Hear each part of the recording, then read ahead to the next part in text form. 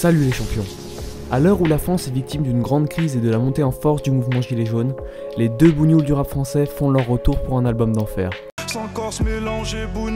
Et pour marquer le coup, ils ont même privatisé la Tour Eiffel. Ça y est, ils ont fait sauter la Tour Eiffel. Entre tristesse, amour et écologie, nous allons analyser leur dernier son dans le premier épisode du Recluse Boob. Ceux qui respectent le Recluse Boob ne respectent pas Correctus Boob. Tu vois dans les films d'horreur, le mec qu'on n'écoute jamais qui dit aux autres et les mecs on devrait pas aller par là sinon on va tous crever. Bah c'est exactement ce que fait un écolo avec le reste du monde. À l'heure où les problèmes environnementaux sont un enjeu majeur de la gouvernance actuelle, les deux frères décident d'annoncer la sortie de leur album par l'intermédiaire d'un live quelque peu original. Waouh! Bas les couilles de l'Himalaya, bas les couilles je vise plus sommet. Quand un démo parle de plus viser le sommet, on peut penser qu'il n'essaye plus d'atteindre le level le plus haut du rap game. Mais ce n'est pas du tout le cas.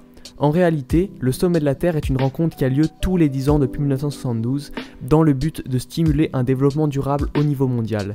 Et il n'en a rien à foutre de ça. Il n'en a rien à foutre de l'Himalaya non plus et de l'environnement en général. M'en bat les couilles.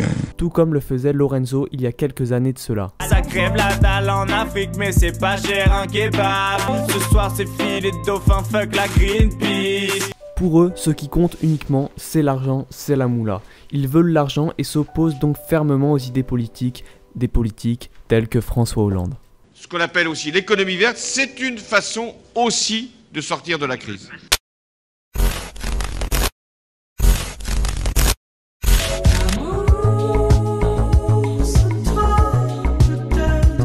Mais moi je veux faire l'amour! Je veux faire l'amour! Malgré l'apparence très soignée des deux frères, ils ont beaucoup de mal à exprimer leurs émotions et ne restent jamais longtemps en couple car ils tuent leur partenaire dans les premières semaines de leur relation. Mon cœur fait oulala, crime passionnel que je commets. Les deux artistes n'ont pas la notion réelle du romantisme comme ils le déclaraient précédemment dans leur son Le Monde ou Rien. Oh non mais oh, elle m'a pris pour qui pour Roméo. De plus, leur connaissance dans les langues n'est que très approximative. En elle fait totalement péter. Par l'abréviation LV, ils sous-entendent langue vivante, ce qui signifie que leur note trimestrielle en langue était très basse, empêchant tout contact avec les femmes à l'international. Oh, quel dommage. Cependant, ils ont quand même un énorme cœur qui est prêt à accueillir plein d'amour. J'ai le cœur plus grand qu'un sarouel. Et toute cette frustration et ce manque de compétences s'expliquent par leur enfance difficile pendant laquelle ils se faisaient écarteler et dont ils gardent toujours des séquelles aujourd'hui comme des difformités au niveau du trapèze supérieur. Pourquoi petite fleur affanée?